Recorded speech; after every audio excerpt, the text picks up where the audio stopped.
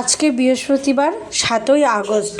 আর এই পুজোটা অনেকেই হয়তো তোমরা করে ফেলেছো, অনেকেই হয়তো করোনি, অনেকের হয়তো জানা আছে, অনেকের হয়তো জানা নেই। তো আজকে কিন্তু আমরা সেই পুজোটাই করব। সেই পুজোটার নাম হলো বিপত্তারিণী পুজো, যেটা ভাইদের মঙ্গল কামনায়, ভাইদের মঙ্গলের উদ্দেশ্যে করা হচ্ছে। অনেক জায়গাতেই এই পুজোটা কিন্তু হয়ে গেছে, কিন্তু আমরা এখনও অবধি এই পুজোটা করিনি। আসলে আমরা বলবো ভুল, আসল কথা বলতে গেলে আমাদের মা যেরকম পুজোটা করে নিয়েছে, আমাদের ওদিকটাতে হয়ে গেছে, কিন্তু আমরা যে জায়গাটাতে থাকি সেই জায়গাটাতে এখন আবার এই পুজোটা কিন্তু হচ্ছে। তো আজকে আমরা সকালবেলা মানে 2-3 বার শুনলাম যে এখানে পুজোটা হয়ে গেছে। তা আমরা কিন্তু আজকে বৃহস্পতিবার, তো আজকের থেকেই মানে বার হলাম। আজকে আমাদের প্রথম দিন। তো আমরা ঘড়িতে এখন ওই ধরে নাও 5টার মতো বাজে। তো আমরা এখন বের হচ্ছি। তো এই বৌদির বাড়ি থেকে আমরা আর কি ঠাকুরকে নিয়ে বের হচ্ছি। তো তোমরা দেখলে ওই বৌদি সব সাজালো। আর এই বাড়িতে এই বৌদির বিশাল বড় করে পুজো, মানে ঠাকুরের পুজো হয়। জগদ্ধাত্রী ঠাকুর তো তোমরা দেখতেই পেলে। তো আমরা এই যে দেখো বের হলাম এখন। আমরা কয়েকজন আশেপাশের মিলে এই পুজোটা করব। তো যতটুকু পারবো ততটুকুর মধ্যে ভগবানকে ডাকবো।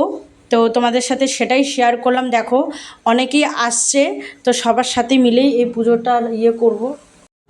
তো যাই হোক, আমরা কিন্তু 1-2 পা করে মানে 1-2 বাড়ি করে অনেক কয়টা বাড়ি ঘুরে নিলাম এতটুকু টাইমের মধ্যে।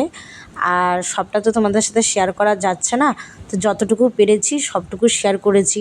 আর মাম্মাম তো আমার সাথে রয়েছে, তোমরা তো জানোই, যার জন্য আমার তোমার একটু অসুবিধাই হয়ে যায়। তো তারপরেও আর কি যতটুকু পেরেছি তোমাদের সাথে ভিডিওটা করলাম। আজকে প্রথম দিন। তো আগামীকাল দ্বিতীয় দিন ঘুরে, পরের দিন আড়াই দিন একবেলা ঘুরে তারপরে তো পুজোই হবে। তোমাদের সাথে সবটাই শেয়ার করব।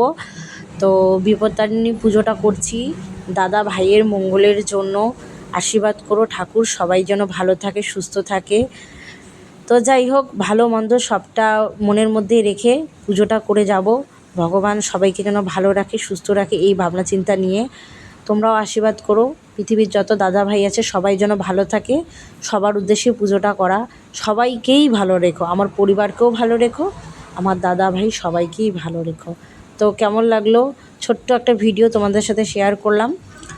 অবশ্যই আমাকেও জানিও কেমন হয়েছে। তো আগামী দিনে ভিডিওটা তোমাদের সাথে শেয়ার করব। তো যাই হোক, এখানে আমরা এই যে ঠাকুর বায়না করতে চলে এসেছি।